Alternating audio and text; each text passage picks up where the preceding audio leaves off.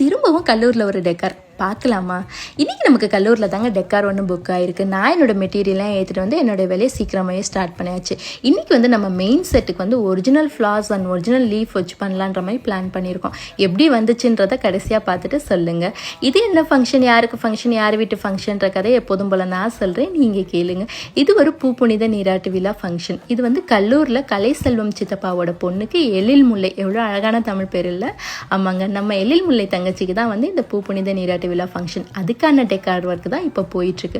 நாங்கள் வந்து ஒரு என்ட்ரன்ஸ் ஒன்று பிளான் பண்ணியிருந்தோம், ஒரு நேம் போர்டு, மெயின் செட், அதுக்கப்புறம் அந்த தண்ணி ஊற்றுற இடத்துல வந்து ஒரு டெக்கார் ஒன்று பண்ணலாம் அப்படின்னு சொல்லி தான் பிளான் பண்ணி இப்போ ஒர்க்கெல்லாம் போயிட்டுருக்கு. ரொம்பவே சூப்பராக வந்துருந்துச்சுங்க. ஒன்று ஒன்றா இருக்கட்டும், ரொம்ப அழகாக வந்துருந்துச்சு.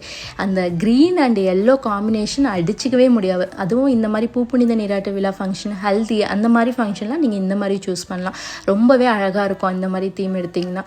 அது ஒரிஜினல் ஃப்ளார்ஸு, ஒரிஜினல் லீஃப் பின்னாடி யூஸ் பண்ணியிருக்குது. சூப்பராக வந்துருந்துச்சுங்க.